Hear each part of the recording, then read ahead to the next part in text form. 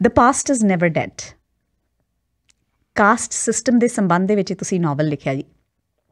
ਸਭ ਤੋਂ ਪਹਿਲਾਂ ਤਾਂ ਮੈਂ ਇਹੀ ਜਾਣਨਾ ਚਾਹੂੰਗੀ ਕਿ ਕਾਸਟ ਸਿਸਟਮ ਬਾਰੇ ਲਿਖਣਾ, ਪੜ੍ਹਨਾ ਅਤੇ ਗੱਲ ਕਰਨੀ ਕਿਉਂ ਜ਼ਰੂਰੀ ਹੈ?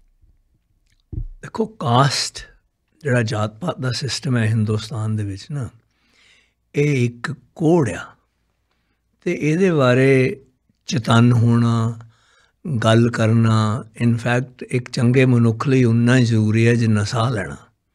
ਕਿਉਂਕਿ ਜੇ ਤੁਹਾਡੇ ਆਲੇ ਦੁਆਲੇ ਜ਼ੁਲਮ ਆ, ਤਸ਼ੱਦਦ ਆ, ਬਰਾਬਰਤਾ ਨਹੀਂ, ਇਨਸਾਫ ਨਹੀਂ, ਅਤੇ ਤੁਹਾਨੂੰ ਤਕਲੀਫ ਹੋਣੀ ਚਾਹੀਦੀ ਹੈ ਜੇ ਤੁਸੀਂ ਸਹੀ ਮਨ ਦੇ ਲੋਕ ਹੈਗੇ ਆ। ਅਤੇ ਜੇ ਤੁਹਾਨੂੰ ਤਕਲੀਫ ਨਹੀਂ ਹੁੰਦੀ, ਮੁਬਾਰਕ, ਲੇਕਿਨ ਉਹ ਇੱਕ ਕਿਸਮ ਦਾ ਤੁਸੀਂ ਅੰਨੇ ਗੂੰਗੇ ਅਤੇ ਬੋਲੇ ਬਣ ਕੇ ਜੀ ਰਹੇ ਹੋ ਉਸ ਸਮਾਜ ਦੇ ਵਿੱਚ ਜਿੱਥੇ ਜਾਤ ਪਾਤ ਦਾ ਕੋਡ ਹੈ। ਇਹ ਜਿਹੜਾ ਨਾਵਲ ਆ, ਇਹ ਹਿੰਦੁਸਤਾਨ ਦੀ ਜਾਤ ਪਾਤ ਜਿਹੜੀ ਆ ਉਹਨੂੰ ਇਹ ਬ੍ਰਿਟਨ ਦੇ ਵਿੱਚ ਫੋਲੋ ਕਰਦਾ, ਬਾਹਰਲੇ ਮੁਲਕਾਂ ਤੱਕ ਚਲਿਆ ਗਿਆ ਉਹ ਜਾਤ। ਹਾਂ, ਇਹ ਜਿਹੜੀ ਕਹਾਣੀ ਆ, ਇੱਕ ਜਿਹਨਾਂ ਨੂੰ ਅਸੀਂ ਸੋ ਕਾਲਡ ਅਨਟੱਚੇਬਲ ਕਹਿ ਦਿੰਦੇ ਹਾਂ, ਉਹ ਲੜਕਾ ਇੱਕ 16 ਸਾਲ ਦੀ ਉਮਰ ਦੇ ਵਿੱਚ, ਉਹਦਾ ਬਾਪ ਜਿਹੜਾ 1942 'ਚ ਹਿੰਦੁਸਤਾਨ ਤੋਂ ਛੱਡ ਕੇ ਆ ਗਿਆ, ਔਖਾ ਸੌਖਾ ਹੋ ਕੇ, ਜਾਤ ਦੇ ਪੱਖੋਂ ਤੰਗ, ਅਤੇ ਉਹ ਬੈਡਫੋਰਡ ਇੰਗਲੈਂਡ ਦੇ ਵਿੱਚ ਰਹਿਣ ਲੱਗ ਪਿਆ। ਅਤੇ ਉੱਥੋਂ ਫਿਰ ਉਹ 10 ਸਾਲ ਬਾਅਦ ਆਪਣੇ ਬੱਚੇ ਨੂੰ ਲੈਣ ਜਾਂਦਾ ਜਿਹੜਾ ਹੁਣ 16 ਸਾਲ ਦਾ ਹੋਇਆ। ਇਹ ਉਸ ਬੱਚੇ ਦੀ ਕਹਾਣੀ ਹੈ। ਇਹ ਅਨਕੰਫਰਟੇਬਲ ਕਨਵਰਸੇਸ਼ਨਸ ਹੁੰਦੀਆਂ ਨੇ ਜੀ। ਅਨਕੰਫਰਟੇਬਲ ਕਨਵਰਸੇਸ਼ਨਸ ਕਰਦੇ ਹੋਏ, ਲਿਖਦੇ ਹੋਏ, ਹੁਣ ਉਹਦੀ ਕਹਾਣੀ ਤੁਸੀਂ ਲਿਖੀ ਹੈ ਜੀ। ਕਿਤੇ ਨਾ ਭਾਵੇਂ ਇਹ ਫਿਕਸ਼ਨ ਹੈ, ਪਰ ਕਿਤੇ ਨਾ ਕਿਤੇ, ਕਿਤੋਂ ਨਾ ਕਿਤੋਂ ਤਾਂ ਇੰਸਪਾਇਰਡ ਹੈ, ਕਿਤੇ ਨਾ ਕਿਤੋਂ ਤਾਂ ਇਹਦੀ ਗੱਲਬਾਤ ਹੋ ਰਹੀ ਹੈ, ਕਿਤੋਂ ਨਾ ਕਿਤੋਂ ਤਾਂ ਨਿਕਲੀ ਹੈ ਕਹਾਣੀ। ਸੋ ਅਨਕੰਫਰਟੇਬਲ ਕਨਵਰਸੇਸ਼ਨਸ ਕਰਦੇ ਹੋਏ ਆਪਣੇ ਆਪ ਨੂੰ ਕੰਫਰਟੇਬਲ ਕਰਨਾ, ਇਹ ਕਿੰਨਾ ਕੁ ਔਖਾ ਸੀ? ਇਹ ਇਨਫੈਕਟ ਔਖਾ ਤਾਂ ਹੈ, ਲੇਕਿਨ ਇਟਸ ਆਲਸੋ ਕਥਾਰਟਿਕ, ਕਿ ਤੁਹਾਡੀ ਜਿਹੜੀ ਜ਼ਿੰਦਗੀ ਆ, ਤੁਹਾਡੀਆਂ ਜਿਹੜੀਆਂ ਟੈਨਸ਼ਨਸ ਆ, ਉਹਨੂੰ ਤੁਸੀਂ ਕਾਗਜ਼ਾਂ 'ਤੇ ਉਤਾਰ ਦਿੰਦੇ ਆ, ਅਤੇ ਉਹਦੇ ਨਾਲ ਤੁਹਾਨੂੰ ਥੋੜ੍ਹੀ ਬਹੁਤੀ ਤਾਂ ਮਨ ਨੂੰ ਸ਼ਾਂਤੀ ਮਿਲਦੀ ਆ। ਲੇਕਿਨ 100% ਸ਼ਾਂਤੀ ਤਾਂ ਮਨ ਨੂੰ ਮਿਲਦੀ ਇੱਦਾਂ ਦੇ ਮੁੱਦਿਆਂ 'ਤੇ ਜਦੋਂ ਇਹ ਮਾਮਲਾ ਬਿਲਕੁਲ ਜਾਤ ਪਾਤ ਦਾ ਖਤਮ ਹੋ ਜਾਵੇ। ਇਹ ਨਹੀਂ ਹੋਊਗਾ ਜੀ? ਕੀ ਕੰਸਰਨ ਹੈ ਤੁਹਾਡਾ? ਆਪਾਂ ਇੱਥੇ ਦੇ ਬੱਚਿਆਂ ਦੀ ਗੱਲ ਕਰੀਏ, ਜਿਹੜੀ ਇੱਥੇ ਦੀ ਜਨਰੇਸ਼ਨ ਹੈ ਜੀ। ਹਾਂ, ਹੁਣ ਆਪਾਂ ਉੱਥੋਂ ਆਏ ਹਾਂ, ਆਪਾਂ ਨੂੰ ਪਤਾ ਕਾਸਟ ਸਿਸਟਮ ਕੀ ਚੀਜ਼ ਹੈ, ਆਪਾਂ ਡਿਸਕ੍ਰਿਮੀਨੇਸ਼ਨ ਕਰਦੇ ਵੀ ਹਾਂ, there is no ਡਿਨਾਇੰਗ the fact, ਆਪਾਂ ਕਰਦੇ ਹਾਂ ਡਿਸਕ੍ਰਿਮੀਨੇਸ਼ਨ। ਪਰ ਜਿਹੜੇ ਸਾਡੇ ਬੱਚੇ ਆ, ਉਹ ਤਾਂ ਇੱਥੇ ਦੇ ਸਕੂਲਾਂ ਦੇ ਵਿੱਚ ਪੜ੍ਹ ਰਹੇ ਨੇ। ਇੱਥੇ ਦੇ ਸਕੂਲਾਂ ਦੇ ਵਿੱਚ ਤਾਂ ਕਾਸਟ ਛੱਡੋ ਜੀ, ਹਰ ਰੇਸ ਦਾ ਬੰਦਾ ਬੈਠਾ ਹੋਇਆ। ਕੀ ਤੁਹਾਨੂੰ ਇਹ ਡਰ ਹੈ, ਕੀ ਤੁਹਾਨੂੰ ਇਹ ਚਿੰਤਾ ਹੈ ਕਿ ਸਾਡੇ ਬੱਚੇ ਸਾਡੇ ਤੋਂ ਕਾਸਟ ਡਿਸਕ੍ਰਿਮੀਨੇਸ਼ਨ ਨੂੰ ਇਨਹੈਰਿਟ ਕਰ ਲੈਣਗੇ? ਚਿੰਤਾ ਤਾਂ ਇੱਕ ਪਾਸੇ, ਇਹ ਸੱਚਾਈ ਆ ਵੀ ਕਾਸਟ ਜਿਹੜੀ ਆ ਸਾਡੇ ਸਮਾਜ 'ਚੋਂ ਇੱਥੇ ਗਈ ਨਹੀਂ। ਇਹ ਜਿਹੜਾ ਨਾਵਲ ਆ, ਇਹ ਜਦੋਂ ਮੈਂ ਇੰਗਲੈਂਡ ਆਇਆ ਅਤੇ ਮੈਂ ਇੱਕ ਹਫ਼ਤਾ ਮੈਨੂੰ ਹੋਇਆ ਸੀ ਇੰਗਲੈਂਡ ਆਏ ਨੂੰ, ਅਤੇ ਮੈਂ ਬੈਡਫੋਰਡ 2.5 ਸਾਲ ਰਿਹਾ। ਅਤੇ ਇਹ ਮੇਰੀ ਜ਼ਿੰਦਗੀ ਦੀਆਂ ਦੇਖੀਆਂ ਆ ਬਹੁਤੀਆਂ ਗੱਲਾਂ ਆ, ਉਹਨਾਂ ਨੂੰ ਫਿਕਸ਼ਨਲਾਈਜ਼ ਕੀਤਾ ਆ। ਅਤੇ ਉਸ ਵੇਲੇ ਕਾਸਟ ਡੈਫੀਨਿਟਲੀ ਬੈਡਫੋਰਡ ਦੇ ਵਿੱਚ ਸੀਗੀ। ਇੱਥੇ ਵੀ ਕਾਸਟ ਹੈਗੀ ਆ, ਸਰੀ 'ਚ ਵੀ ਹੈਗੀ ਆ, ਵੈਨਕੂਵਰ 'ਚ ਵੀ ਹੈਗੀ ਆ, ਹੁਣ ਵੀ ਹੈ ਜੀ, ਹੁਣ ਵੀ ਹੈਗੀ ਹੈ।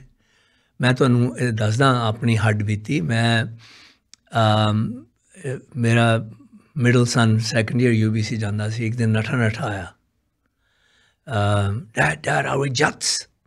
ਅਸੀਂ ਜ਼ਿੰਦਗੀ ਦੇ ਵਿੱਚ 18 ਉਹਨਾਂ ਦੀ ਉਮਰ 'ਚ, ਅਸੀਂ ਉਦੋਂ ਤੱਕ ਨਾ ਉਹਨਾਂ ਨੂੰ ਧਰਮ ਬਾਰੇ ਦੱਸਿਆ ਸੀ ਕੁਛ, ਉਹ ਆਪੇ ਜੋ ਮਰਜ਼ੀ ਸਿੱਖਣ, ਨਾ ਉਹਨਾਂ ਨੂੰ ਜਾਤ ਬਾਰੇ ਕੁਛ ਦੱਸਿਆ ਸੀ, ਕੋਈ ਜਾਤ ਚੀਜ਼ ਹੈਗੀ ਆ।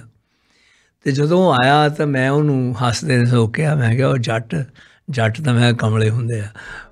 I said that to him, but then I sat down with my children and I told them about it. I told them about religion, told them about castes. ਉਹ UBC ਤੋਂ ਸਿੱਖ ਕੇ ਆਇਆ। UBC 2nd year 3rd year ਦੇ ਨਿਆਣੇ ਇੱਥੇ ਦੇ ਜੰਪਾਲ, ਉਹ ਗੱਲਾਂ ਕਰਦੇ ਸੀ ਕਿਹੜੀ ਜਾਤ ਸੁਪੀਰੀਅਰ ਆ, ਕਿਹੜੀ ਜਾਤ ਇਨਫੀਰੀਅਰ ਆ। ਦੇਖੋ ਨਾ, ਜਾਤ ਦਾ ਤਾਂ ਮਤਲਬ ਹੈ ਸੁਪੀਰੀਅਰ ਇਨਫੀਰੀਅਰ ਹੈ ਨਾ, ਦਿਸ ਇਜ਼ ਸੋ ਟ੍ਰੈਜਿਕ। ਸੋ ਇਹ ਸੱਚਾਈ ਆ, ਇਹ ਤੋਂ ਮੁਨਕਰ ਨਹੀਂ ਹੋਣਾ ਚਾਹੀਦਾ। ਅਜੇ ਵੀ ਜਦੋਂ ਸਾਡੇ ਘਰਾਂ 'ਚ ਬੱਚਿਆਂ ਨੂੰ ਸ਼ਾਇਦ ਨਾ ਪਤਾ ਹੋਵੇ, ਕਈਆਂ ਨੂੰ, ਜਦੋਂ ਬੱਚੇ ਬਾਹਰੋਂ ਆਪਣੀ ਗਰਲਫਰੈਂਡ ਜਾਂ ਬॉयਫ੍ਰੈਂਡ ਨੂੰ ਲੈ ਕੇ ਆਉਂਦੇ ਆ ਤੁਹਾਡੇ ਕੋਲ, ਅਤੇ ਤੁਸੀਂ ਸੋਚਦੇ ਆ ਜਿਹੜੇ ਸਧਾਰਨ ਮਨੁੱਖ ਆ ਬਹੁਤ ਸਾਰੇ ਉਹ ਸੋਚਦੇ ਹੋਣਗੇ ਕਿਹੜੀ ਜਾਤ ਦਾ ਆ, ਉਹ ਪੁੱਛਦੇ ਹੋਣਗੇ, ਸ਼ਾਇਦ ਬੱਚੇ ਨੂੰ ਨਾ ਪਤਾ ਹੋਵੇ, ਲੇਕਿਨ ਕੰਸਰਨ ਤਾਂ ਹੈ ਨਾ 50-60% 70% ਲੋਕਾਂ ਦੇ ਦਿਮਾਗ 'ਚ ਇੱਕ ਰੇਸ ਦਾ, ਕਿਹੜੀ ਰੇਸ ਦਾ ਨਿਆਣਾ ਉਹ ਵੀ ਹੈ। ਸੋ ਇਹ ਜਿਹੜੀਆਂ ਚੀਜ਼ਾਂ ਇਹਨਾਂ ਤੋਂ ਮੁਮਕਿਨ ਨਹੀਂ ਹੋਇਆ ਜਾ ਸਕਦਾ। ਇਹ ਜ਼ਰੂਰ ਹੈ ਕਿ ਇੱਥੇ ਆਜ਼ਾਦੀ ਹੈ ਹਿੰਦੁਸਤਾਨ ਨਾਲੋਂ ਜ਼ਿਆਦਾ, ਅਤੇ ਇਸ ਕਰਕੇ ਬਹੁਤ ਸਾਰੇ ਨਿਆਣੇ ਜਿਹੜੇ ਆ ਉਹ ਇੰਟਰਕਾਸਟ ਮੈਰਿਜਸ, ਕਾਸਟ ਨੂੰ ਇਗਨੋਰ ਕਰਕੇ, ਆਪਣੇ ਪੇਰੈਂਟਸ ਦੇ ਓਬਜੈਕਸ਼ਨਸ ਨੂੰ ਵੀ ਇਗਨੋਰ ਕਰਕੇ ਮੈਰਿਜਸ ਕਰਵਾ ਰਿਹਾ, ਜਿਹੜੀ ਬਹੁਤ ਵਧੀਆ ਗੱਲ ਹੈ। ਇਹਦਾ ਕੋਈ ਹੱਲ ਹੋ ਸਕਦਾ? ਇਹ ਜਿਹੜੀ ਸਮੱਸਿਆ ਡਿਸਕ੍ਰਿਮੀਨੇਸ਼ਨ ਵਾਲੀ, not just based on caste, based on anything, based on gender, based on nationality, ethnicity, race, ਇਹਦਾ ਕੋਈ ਹੱਲ ਹੋ ਸਕਦਾ ਜੀ? ਦੇਖੋ ਡਿਸਕ੍ਰਿਮੀਨੇਸ਼ਨ ਜਿਹੜਾ ਉਹਦਾ ਅਲੱਗ ਹੱਲ ਹੈ, ਉਹ ਤਾਂ ਇਟਸ ਅਬਾਊਟ ਇਕੁਆਲਿਟੀ। ਸਮਝਦੇ ਜਿਹੜੀ ਫਰਜ਼ ਕਰੋ ਮੈਂ ਬਾਹਰ ਤੁਰਿਆ ਜਾਂਦਾ ਅਤੇ ਮੈਨੂੰ ਕੋਈ ਚਿੱਟੇ ਲੋਕ ਜਾਂ ਪੀਲੇ ਲੋਕ ਜਾਂ ਸਾਡੇ ਹੀ ਲੋਕ ਜਿਹੜੇ ਕਿਸੇ ਹੋਰ ਸੂਬੇ ਤੋਂ ਆਏ ਹੋਣ ਤਾਂ ਮੈਨੂੰ ਸਮਝਣੇ ਪੰਜਾਬੀ ਕਿੱਥੇ ਸਿੱਧੜਾ ਜਿਹਾ ਤੁਰਿਆ ਜਾਂਦਾ, ਇਹ ਤਾਂ ਕਮਲੇ ਹੁੰਦੇ ਆ, ਉਹ ਵੀ ਡਿਸਕ੍ਰਿਮੀਨੇਸ਼ਨ ਹੋ ਗਿਆ ਤੁਹਾਡੇ ਦਿਮਾਗ ਦੇ ਵਿੱਚ, ਪੁੱਟ ਡਾਊਨ ਕਰਨਾ ਕਿਸੇ ਨੂੰ। ਅਤੇ ਲੇਕਿਨ ਉਹ ਜਿਹੜੀ ਚੀਜ਼ ਹੈ ਉਹਦੇ ਖਿਲਾਫ ਈਜ਼ੀਲੀ ਲੜਿਆ ਜਾ ਸਕਦਾ। ਕਿਵੇਂ? ਪਰ ਤੁਸੀਂ ਆਰਗੂਮੈਂਟਸ ਕਰੋ, ਤੁਸੀਂ ਜਲਸੇ ਕਰੋ, ਤੁਸੀਂ ਜਲੂਸ ਕੱਢੋ, ਤੁਸੀਂ ਪਟੀਸ਼ਨਾਂ ਕਰੋ, ਤੁਸੀਂ ਲੈਜਿਸਲੇਸ਼ਨ ਬਦਲੋ, ਤੁਸੀਂ ਲੜਾਈਆਂ ਲੜੋ ਜਿਹੜੀਆਂ ਪੀਸਫੁਲੀ ਲੜਨੀਆਂ ਚਾਹੀਦੀਆਂ। ਲੇਕਿਨ ਜਿਹੜੀ ਜਾਤ ਹੈ ਉਹ ਤਾਂ ਠਾਪਾ ਬਚਪਨ ਤੋਂ ਤੁਹਾਡੇ ਮੱਥੇ 'ਤੇ ਲੱਗ ਜਾਂਦਾ। ਜਿਹੜੀਆਂ ਜ਼ਿੰਦਗੀ ਦੀਆਂ ਬਾਕੀ ਲੜਾਈਆਂ ਆ ਉਹਨਾਂ ਨੂੰ ਲੜ ਕੇ ਉਹਨਾਂ ਨੂੰ ਓਵਰਕਮ ਕੀਤਾ ਜਾ ਸਕਦਾ ਈਜ਼ੀਲੀ ਰਿਲੇਟਿਵਲੀ।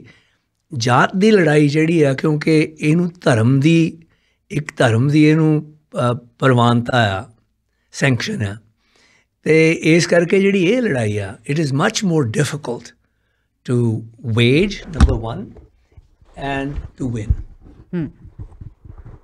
ਦੋਨੋਂ ਚੀਜ਼ਾਂ। ਯੈਸ, ਸ਼ੁਰੂਆਤ ਕਰਨੀ ਵੀ ਔਖੀ ਆ ਅਤੇ ਫਿਰ ਇਹਨੂੰ ਜਿੱਤਣਾ ਤਾਂ ਬਹੁਤ ਹੀ ਔਖਾ ਹੈ।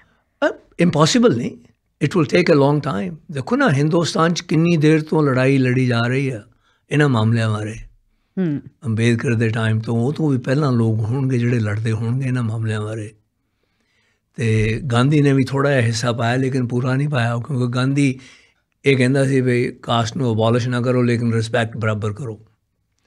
ਸੋ ਮਤਲਬ ਹਰ ਪੜਾਅ ਦੇ ਵਿੱਚ ਜਿਹੜਾ ਸਾਡੀ ਹਿਸਟਰੀ ਦਾ ਪੜਾਅ ਹੈ ਉਹਦੇ ਵਿੱਚ ਇਹ ਲੜਾਈ ਜਿਹੜੀ ਆ ਇਹਦੇ ਖਿਲਾਫ, ਇਸ ਮਾਮਲੇ ਦੇ ਖਿਲਾਫ ਲੜਾਈ ਲੜੀ ਜਾ ਰਹੀ ਸੀ, ਲੇਕਿਨ ਅਜੇ ਤਾਈਂ ਕਾਮਯਾਬ ਨਹੀਂ ਹੋਏ ਅਨਫੋਰਚੂਨੇਟਲੀ। ਉੱਜਲ ਦੋਸਾਂਝ ਜੀ, ਇੱਕ ਦੋ ਹੋਰ ਮੁੱਦਿਆਂ 'ਤੇ ਮੈਂ ਤੁਹਾਡੇ ਨਾਲ ਗੱਲ ਕਰਨਾ ਚਾਹੁੰਦੀ ਹਾਂ ਜੀ। ਅਬਾਊਟ ਦ ਨਾਵਲ ਤਾਂ ਬਹੁਤ ਤੁਸੀਂ ਕਲੀਅਰ ਕਰਤਾ, ਐਂਡ ਆਈ ਵੁੱਡ ਸੇ ਕਿੱਥੇ ਅਵੇਲੇਬਲ ਹੈ ਜੀ ਨਾਵਲ, ਇਹ ਦੱਸ ਦਿਓ ਪਲੀਜ਼। ਇਹ ਨਾਵਲ ਜੀ ਐਮਾਜ਼ੋਨ 'ਤੇ ਅਵੇਲੇਬਲ ਹੈ, .in 'ਤੇ ਵੀ ਅਵੇਲੇਬਲ ਹੈ, ਜਿਹੜਾ amazon.ca 'ਤੇ ਵੀ ਅਵੇਲੇਬਲ ਹੈ। ਇੰਡੀਆ 'ਚ ਥੋੜ੍ਹਾ ਸਸਤਾ ਹੈ, ਇੱਥੇ ਮੈਂ ਐਮਾਜ਼ੋਨ 'ਤੇ ਕੱਲ੍ਹ ਦੇਖਿਆ ਸੀ ਉਹ ਤਾਂ ਮਹਿੰਗਾ ਬਹੁਤ ਲਾਇਆ ਉਹਨਾਂ ਨੇ। The past is never dead. The past is never dead, and ਇਹ ਜਿਹੜੀ ਟਾਈਟਲ ਹੈ ਇਹ ਫੋਕਨਰ ਨੋਬਲ ਲੋਰੀਏਟ ਰਾਈਟਰ ਹੋਇਆ, ਉਹਦਾ ਨਾਵਲ ਸੀਗਾ ਰੈਕੁਇਮ ਫॉर ਅ ਨਨ। ਉਹਦੇ ਵਿੱਚ ਉਹ ਲਿਖਦਾ the past is never dead, in fact it is never past, it's always with you, and cost more than the past is always with you, and you have to fight it. Unfortunately, it is always with you. Ujjal Dosanjh ji, ਜਿਹੜੀ situation ਅੱਜ ਬਣੀ ਹੋਈ ਹੈ ਆਪਣੇ health care system ਦੀ, ਜਿਹੜੀ ਇੱਕ crisis ਵਾਲੀ situation ਅੱਜ ਬਣੀ ਹੋਈ ਹੈ, ਇਹਦੇ ਸੰਬੰਧ ਦੇ ਵਿੱਚ ਨਾ ਬਹੁਤ ਵਾਰੀ ਅਸੀਂ ਓਪਨ ਲਾਈਨ ਸੈਗਮੈਂਟਸ ਵੀ ਕਰਦੇ ਹਾਂ ਜੀ, ਲਿਸਨਰਸ ਨੂੰ ਵੀ ਲੈ ਕੇ ਆਉਂਦੇ ਹਾਂ, ਲਿਸਨਰਸ ਨਾਲ ਗੱਲਾਂ ਬਾਤਾਂ ਕਰਦੇ ਹਾਂ, ਐਕਸਪਰਟਸ ਨੂੰ ਵੀ ਲੈ ਕੇ ਆਉਂਦੇ ਹਾਂ। ਜਗਮੀਤ ਸਿੰਘ ਆਏ ਸੀ ਮੇਰੇ ਪ੍ਰੋਗਰਾਮ 'ਤੇ ਥੋੜ੍ਹੀ ਦੇਰ ਪਹਿਲਾਂ, ਆਪਣੇ ਜਿਹੜੇ ਮੌਜੂਦਾ ਫੈਡਰਲ ਮਿਨਿਸਟਰ ਆਫ ਹੈਲਥ ਨੇ ਉਹ ਆਏ ਸੀ ਪ੍ਰੋਗਰਾਮ ਦੇ ਵਿੱਚ। ਉਹਨਾਂ ਨੂੰ ਇੱਕੋ ਇੱਕ ਸਵਾਲ ਬੇਸਿਕਲੀ ਇੱਕ ਹੁੰਦਾ ਹੈ ਕਿ ਇਹ ਜਿਹੜਾ ਕ੍ਰਾਈਸਿਸ ਵਾਲੀ ਸਿਚੁਏਸ਼ਨ ਬਣੀ ਹੋਈ ਹੈ ਇਹਦਾ ਕੋਈ ਹੱਲ ਹੋਊਗਾ? ਕੋਈ ਸੈਟਿਸਫੈਕਟਰੀ ਆਨਸਰ ਨਹੀਂ ਮਿਲਿਆ ਜੀ। ਜਿਹੜੇ ਸਰਵਿਸ ਪ੍ਰੋਵਾਈਡਰਸ ਨੇ, ਜਿਹੜੇ ਡਾਕਟਰਸ ਨੇ, ਨਰਸਿਸ ਨੇ, ਹੈਲਥ ਕੇਅਰ ਵਰਕਰਸ ਨੇ, ਦੇ ਆਰ ਫਰਸਟ੍ਰੇਟਡ। ਜਿਹੜੇ ਸਰਵਿਸ ਲੈ ਰਹੇ ਨੇ ਲੋਕ, ਆਪਾਂ ਲੋਕ, ਆਮ ਲੋਕ ਜਿਨ੍ਹਾਂ ਨੇ ਜਾ ਕੇ ਉੱਥੇ ਮੈਡੀਕਲ ਸਰਵਿਸਿਜ਼ ਲੈਣੀਆਂ ਨੇ, ਆਪਾਂ ਫਰਸਟ੍ਰੇਟਡ ਹਾਂ ਜੀ। ਦੋਨੇ ਤਰ੍ਹਾਂ ਫਰਸਟ੍ਰੇਟਡ ਨੇ। ਕ੍ਰਾਈਸਿਸ ਵਾਲੀ ਇੱਕ ਸਿਚੁਏਸ਼ਨ ਬਣੀ ਹੋਈ ਹੈ। ਕੀ ਲੱਗਦਾ ਤੁਹਾਨੂੰ ਇਹਦਾ ਕੋਈ ਹੱਲ ਹੋ ਸਕਦਾ? ਕੀ ਸਿਸਟਮ ਓਵਰਹੌਲ ਹੋਊਗਾ? ਕੀ ਹੋਊਗਾ? ਦੇਖੋ ਸਿਸਟਮ ਨੂੰ ਇੱਕ ਤਾਂ it has to be streamlined. I was just talking to somebody today actually, and his daughter is a nurse practitioner. अच्छा जी. So they're practicing almost like doctors, which means you're lessening the burden on doctors. You're reducing the need for more doctors. So you have to streamline these things. I mean, they've now allowed pharmacists to prescribe medication under simpler circumstances. So those are the kinds of innovations you need. You need more people, you need more nurses, you need more doctors, you need more money. And there are no magical solutions. When I was the Minister of Health federally, the wait lines were long. And we specifically urged all the health ministers of the country to work on benchmarks for wait times. And we were able to, by the end, significantly reduce the wait times. You need more hospitals, you need more doctors. There are no easy answers. Don't let anybody come and tell you there are easy answers. Do you see the light at the end of the tunnel? I have never come across anything in life that is perfect. It's always a struggle. Everything always needs improving, whether it's your own personal life, whether it's public life. You need to continue to be vigilant. And provinces are saying we need more money. Yes. The federal government is saying we don't have as much. But we can make changes. Like what? We can have, for instance, there are 10 formularies. 10 provinces have their own system of approving medications for use, right? We can have one. Why can't we have a national formulary reducing the number of people needed and all of that, so that all the provinces buy from the same formulary? The same drugs are approved right across the country. National Pharmacare program. When I was the Minister of Health, we were talking about it. We wanted to make sure that we have it in place. Wasn't able to do it because ultimately the cost drivers in healthcare are in the hands of the provinces. They decide what to give or what not to give. So if you allow the cost drivers to be collectively managed, then the federal government should be able to pump in money. And if you purchased medication nationally rather than provincially, you collectively purchased for the entire country, you would get a much better rate in terms of prescription medication, right? If each province or each jurisdiction decides what it wants to do, you will have less buying power, less purchasing power. Internationally trained ਜਿਹੜੇ doctors ਆਉਂਦੇ ਆ ਜੀ, ਤੁਸੀਂ ਵੀ ਸੁਣਿਆ ਹੋਣਾ, it's N open secret, doctors ਇੱਥੇ taxi ਚਲਾ ਰਹੇ, ਨਾਟ ਸੇਇੰਗ ਕਿ ਟੈਕਸੀ ਚਲਾਉਣੀ ਮਾੜੀ ਗੱਲ ਹੈ, it's just that because they are trained doctors, why not use them for ਜੋ ਉਹਨਾਂ ਦੀ ਨੌਲੇਜ ਹੈ। It's a waste of human capital. Absolutely. So ਇਹ ਜਿਹੜਾ ਇੱਕ ਹੁਣ ਦੇਖੋ ਆਪਾਂ PR ਲੈਂਦੇ ਹਾਂ, ਪੁਆਇੰਟ ਸਿਸਟਮ ਦੀ ਜੇ ਆਪਾਂ ਗੱਲ ਕਰੀਏ, ਪੁਆਇੰਟ ਸਿਸਟਮ 'ਤੇ ਤੁਸੀਂ PR ਲਈ ਤੁਹਾਡੀ ਉਹ ਜਿਹੜੀ ਪੜ੍ਹਾਈ ਆ, ਜਿਹੜੇ ਉਹ ਕ੍ਰੈਡੈਂਸ਼ੀਅਲਸ ਆ, ਉਹ ਪ੍ਰੂਵ ਹੋਏ ਤਾਂ ਹੀ ਤੁਸੀਂ ਇੱਥੇ ਇਮੀਗ੍ਰੇਟ ਕੀਤੇ ਨਾ। ਇੱਥੇ ਆ ਕੇ ਤੁਹਾਡੇ ਉਹ ਕ੍ਰੈਡੈਂਸ਼ੀਅਲਸ ਕਿਸੇ ਕੰਮ ਦੇ ਨਹੀਂ ਹੈਗੇ। Well, in some provinces they are. In the east, it's easier to get in. In the north, it's easier to get in. In some of the other provinces, much harder. In Ontario, I understand you can get residencies and those things much easier. My argument always has been, it was when I was the Minister of Health, why do you have 10 colleges of physicians and surgeons? Why don't you have one credentialing body in the country? Yes. Right? Yes. But these are the things that all of these health ministers and premiers, when they say, give us more money, the federal government should be saying, do X, Y, Z, we'll give you more money. This is all bargaining, right? Ultimately in the Senate. And federal government has the bargaining power and they should be pushing that. Why are residencies decided on different criteria or differently in BC than in Alberta? Why aren't they decided on the same basis right across the country? Absolutely. We're one country. Absolutely. Right? But those were the discussions when I was the Minister of Health. Those are the discussions today. Still going on. Ujjal Dosanjh ਜੀ ਜਿਹੜੀ ਅੱਜ ਖਬਰ ਆਈ ਹੈ ਜੀ, ਉਹਦੇ ਬਾਰੇ ਮੈਂ ਤੁਹਾਡੇ ਕਮੈਂਟਸ ਲੈਣਾ ਚਾਹੁੰਦੀ ਹਾਂ। ਸਰੀ ਦੇ ਵਿੱਚ ਜਿਹੜਾ ਪੁਲਿਸਿੰਗ ਡਿਸੀਸ਼ਨ ਬਹੁਤ ਲੰਬੇ ਸਮੇਂ ਤੋਂ ਹੁਣੇ ਰੇੜਕਾ ਚੱਲ ਰਿਹਾ, ਤੁਹਾਨੂੰ ਪਤਾ, ਯੂ ਨੋ ਐਵਰੀਥਿੰਗ। ਹੁਣ ਵੀ ਅੱਜ ਵੀ ਡਾਇਰੈਕਸ਼ਨ ਦੇ ਦਿੱਤੀ ਗਈ ਆ ਪ੍ਰੋਵਿੰਸ ਦੇ ਪ੍ਰੋਵਿੰਸ਼ੀਅਲ ਗਵਰਨਮੈਂਟ ਵੱਲੋਂ। ਆਪਣੇ ਮੇਅਰ ਦਾ ਬਿਆਨ ਆ ਚੁੱਕਿਆ, ਉਹ ਕਹਿੰਦੇ ਡਿਸਅਪੋਇੰਟਿੰਗ ਆ ਇਹ ਜਿਹੜਾ ਡਿਸੀਸ਼ਨ ਆਇਆ, ਉਹ ਬਹੁਤੇ ਖੁਸ਼ ਨਹੀਂ ਹੈਗੇ। ਫੇਸ ਟੂ ਫੇਸ ਕਹਿੰਦੇ ਮੈਂ ਬੈਠਣਾ ਚਾਹੁੰਦੀ ਹਾਂ, ਗੱਲਬਾਤ ਕਰਨਾ ਚਾਹੁੰਦੀ ਹਾਂ। ਇਹ ਸਾਰੀ ਸਿਚੁਏਸ਼ਨ, ਇਹ ਸਾਰੀ ਪੋਲੀਟੀਕਲ ਫੁੱਟਬਾਲ, ਇਹਦੇ 'ਤੇ ਤੁਹਾਡੇ ਕੀ ਕਮੈਂਟਸ ਹੈ? ਦੇਖੋ, from what I know, it wasn't handled properly to begin with. Because nobody held a referendum on it to begin with. Referendum hona chahida si. It would have been a better fit. It would have saved all kinds of problems, headaches, heartaches, and money. And I am not in favor of having everything decided by referendum, but issues that are as emotionally taxing as whether you want RCMP or not, because RCMP has been around a long time. A lot of people are attached to the notion of an RCMP Financially force. taxing too? Yes, of course it is. I mean, financially, Surrey and the province at the end have lost hundreds of millions of dollars in the process, and that's your money and my money, ultimately. So I think that it wasn't handled appropriately to begin with, and we're paying the price for that. Now I think there are no options. I mean, the minister has used his legal power to basically impose a police force on Surrey, saying this is the choice, and it's been made. And I think, ultimately, when you know you've hit a wall, you move on. So now those who wanted the RCMP, they should simply say, all right, we fought a good fight, expensive one for all around, and now we should move on. Mayor Brenda lock ਦੀ ਜਿਹੜੀ statement ਆਈ ਹੈ ਜੀ, ਉਹਦੇ 'ਚ ਉਹਨਾਂ ਨੇ ਕਿਹਾ, ਉਹ ਕਹਿੰਦੇ ਸਿਟੀ ਆਫ ਸਰੀ ਦੇ ਨਾਲ ਬੈਠ ਕੇ ਮੀਟਿੰਗ ਕਰੂੰਗੀ ਅਤੇ ਹੋਰ ਆਪਸ਼ਨਸ ਐਕਸਪਲੋਰ ਕਰੂੰਗੀ. ਹੋਰ ਆਪਸ਼ਨਸ ਹੋ ਸਕਦੀਆਂ ਨੇ ਜੀ ਇਹਦੇ 'ਚ ਕੋਈ? I haven't really looked at the legality of it, but my understanding is that the minister has used a particular section in the Police Act which gives him the power to impose a particular policing solution on a municipality. Remember, municipalities are creatures of the province.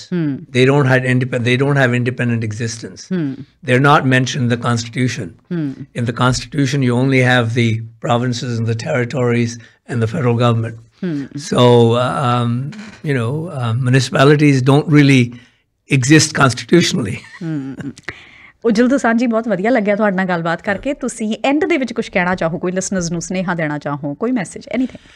No, ਮੈਨੂੰ ਬੜੀ ਖੁਸ਼ੀ ਤੁਸੀਂ ਮੈਨੂੰ ਸੱਦਿਆ ਅਤੇ ਮੇਰੇ ਨਾਲ ਬਹੁਤ ਗੱਲਾਂ ਕੀਤੀਆਂ, ਨਾਵਲ ਬਾਰੇ ਵੀ ਗੱਲਾਂ ਕੀਤੀਆਂ. ਜਿਹੜਾ ਇਹ ਨਾਵਲ ਹੈ ਨਾ, ਇਹ ਅੰਗਰੇਜ਼ੀ 'ਚ ਲਿਖਿਆ ਹੈ, ਕਿਉਂਕਿ ਮੈਂ ਹੁਣ 1964 ਦਾ ਆਇਆ ਹਿੰਦੁਸਤਾਨ ਛੱਡ ਕੇ, ਅੰਗਰੇਜ਼ੀ 'ਚ ਲਿਖੀ ਪੜ੍ਹੀ ਦਾ ਜ਼ਿਆਦਾ, ਅਤੇ ਮੈਂ ਚਾਹੂੰਗਾ ਕਿ ਲੋਕ ਇਹਨੂੰ ਪੜ੍ਹਨ, ਕਿਉਂਕਿ ਮੈਂ ਸਮਝਦਾ ਇਹ ਇੱਕ ਉਸ ਚੀਜ਼ ਬਾਰੇ ਗੱਲ ਕਰਦਾ ਜਿਹਨੂੰ ਅਸੀਂ ਹਿੰਦੁਸਤਾਨ ਤੋਂ ਆਪਣੇ ਨਾਲ ਹੀ ਬਰਾਮਦ ਕਰ ਲੈਂਦੇ ਹਾਂ ਆਪਣੀ ਜ਼ਿੰਦਗੀ 'ਚ, ਅਤੇ ਉਹਦੀਆਂ ਔਖਿਆਈਆਂ ਕੀ ਹੈਗੀਆਂ, ਅਤੇ ਉਹ ਜ਼ਿੰਦਗੀ 'ਚ ਕਿੱਦਾਂ ਵਿਚਰਦੇ ਆ ਲੋਕ ਜਿਹੜੇ ਜਿਨ੍ਹਾਂ ਨੂੰ ਅਸੀਂ ਸੋ ਕਾਲਡ ਲੋਅਰ ਕਾਸਟ ਦੇ ਕਹਿ ਕੇ ਉਹਨਾਂ ਨਾਲ ਦੁਰਵਰਤੋਂ ਕਰਦੇ ਹਾਂ.